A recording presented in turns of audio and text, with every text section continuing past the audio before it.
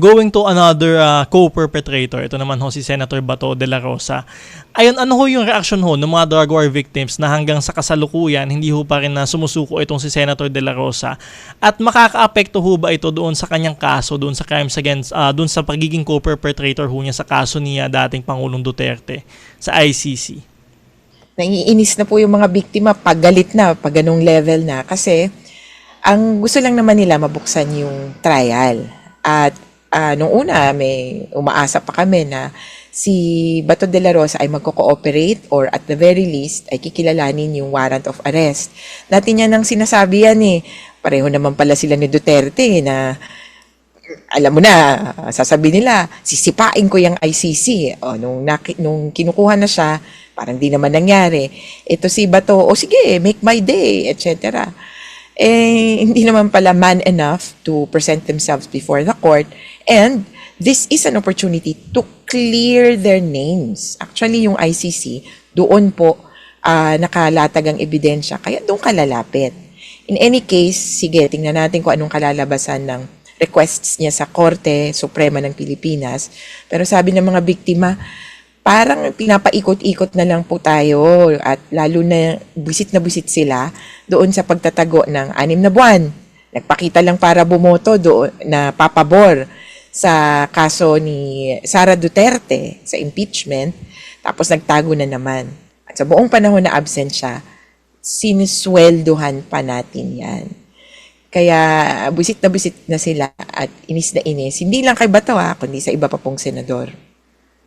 Ito, co-perpetrator din no, na pinangalanan ho ng ICC si Senator Bongo. So may balita ho ba tayo na kung susunod na ho ba siyang maglalabas ho ng arrest warrant itong ICC laban ho sa kanya?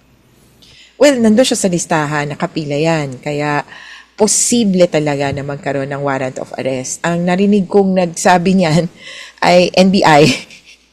Sabi nila parang inaasahan nila na may warrants na as we know, possible naman, di posibleng sila ang merong impormasyon tungkol dyan.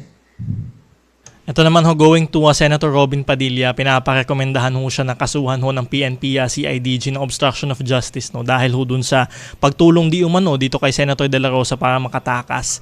Ito ho ba, dito sa Pilipinas may obstruction of justice ho tayo. Sa ICC ho ba, pwede ho ba siyang maging liable na tinulungan ho niyang isang fugitive from ICC na makatakas? Pwede ho ba siyang makasuhan dito sa ICC? Well, hindi pa. Okay? Sa puntong itong ginawa niya na tumulong siya sa pagtakas, maiwasang maaresto si Bato, hanggang Philippine laws pa lang yan. Ang batas patungkol sa pag-aresto sa kanya, ang sasaklaw ay local or national laws. Yun yung sabi ng ICC, we will defer everything to you. Ang kahalintulad lang na batas na meron sa Rome Statute or provision dyan ay ang Article 70, Offenses Against the Administration of Justice. Unfortunately, mas nagpo-focus yun sa trial stage. So yung pangingialam sa mga witnesses, pangingialam sa mga court officials, yan ang under the purview of Article 70. Pero kumbaga, madaling malito lang kasi parang pareho sila, seamless sila in the sense. Pero sa ngayon, ang batas or ang proseso patungkol sa pag-aresto, it's all up to the national authorities, national procedures.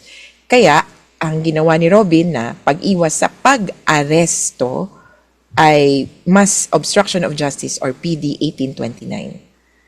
Alright, malinaw ho yan. More on the national domestic law ho natin no, rather than the ICC. Ito ho, panghuli na lamang ho, Attorney Chris Conti. No? May mensahe ho ba kayo? Naging hati ho itong taong bayan nga ho, no? Kung kailangan ho ba talagang i-deliver itong si Senator de la Rosa dito sa ating sa ICC kahit wala daw hong local na arrest warrant. So ano ho yung mensahe nyo sa mga taga-suporta ni Senator Bato de la Rosa at ni dating Pangulong Duterte na rin ho, no? Na naniniwala pa din ho na hindi ho natin kailangan mag-cooperate dito sa ICC at dahil ho nagfa-function daw ho ang ating mga korte at dapat daw ho na hindi ibigay si Senator de la Rosa dito sa ICC. Ay, hindi ko alam kung anong sasabihin ko para kumbinsihin sila. Pero nandyan po ang batas, nandyan po ang pinaka-latest decision ng ICC patungkol sa jurisdiction or kapangyarihan ng ICC. Sabi nila meron silang jurisdiction over crimes against humanity that were committed in the Philippines during this period. Maski naman po supporters nila, hindi maitatanggi na nagkaroon ng patayan. Ewan ko na lang kung grabe yung denial mo na walang namatay. Or, ang pinakamatindi, konti lang naman namatay. At hindi rin maitatanggi na may naging role sila. In fact, kung fan talaga kayo ni Senator Bato, siya ang mismong nagsabi na siya ang ama ng Tokhang. Nagpagawa siya ng mascot. Mascot niya, tapos mascot ng pulis ng pang-Tokhang. Kaya hindi nyo po madedenay yan. Ang gusto lang po namin ay katotohanan at nagkataon lang na may kapangyarihan ang ICC, may oportunidad na doon mag-file, kaya po pinili ng mga biktima as they can, as they should, na dumulog doon. Buti na lang po at napakinggan at doon po kami nag-aabang ng resolusyon dito.